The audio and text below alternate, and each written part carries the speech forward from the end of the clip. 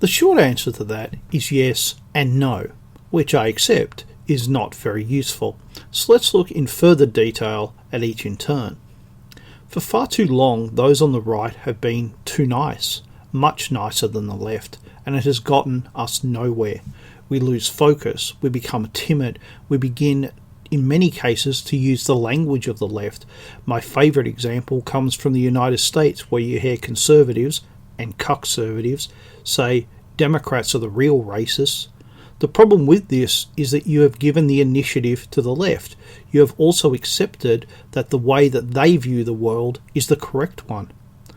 The alt-right had quite correctly rejected being nice. It does what the left does. It fights, it argues, it screams, and it is often cruel and merciless. It accepted something that the left has believed in for more than a century. We are not two sides of a debate, we are enemies, and we are at war. So yes, we can be loud, we can fight, we can argue, we can be cruel and merciless, just like the left is. Conservatives once thought that as we want a civilized society, we must be civilized, but the left does not believe in a civilized society. We cannot afford to lose to them, but in the main, we are losing to them.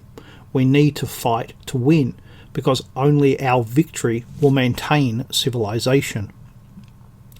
But the answer is also no.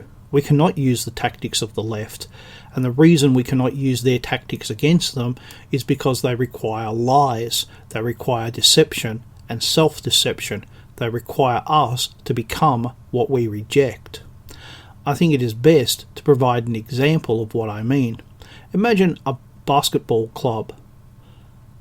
That club has a committee, and a leftist joins that committee. They tell people that they want to get into the committee because they want to give something back to the club.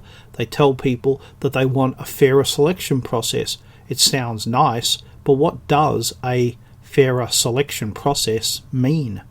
It means not selecting the team based on who are the best players, but on some other criteria. Not enough short players get selected. Positions should be rotated so each player gets a chance to find out what they're good at.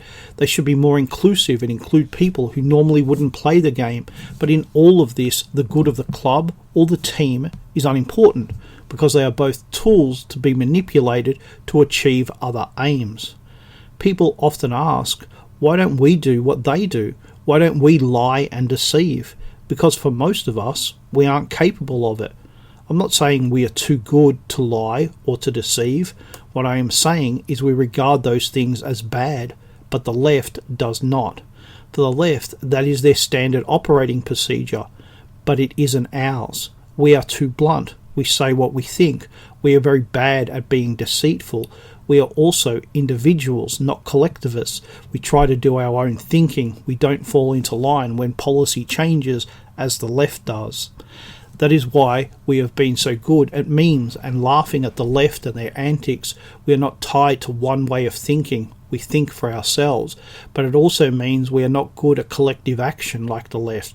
No million man or woman marches for us. The left thinks that they are the rebels, but actually we are better at guerrilla warfare than they are. Our biggest problem is that we need to become as organised as they are. I am so glad that we have stopped being nice. Nothing is beneath them. They call people Nazis because they believe in the exact same thing that Winston Churchill did. For far too long we thought of them as honourable, but they have no honour.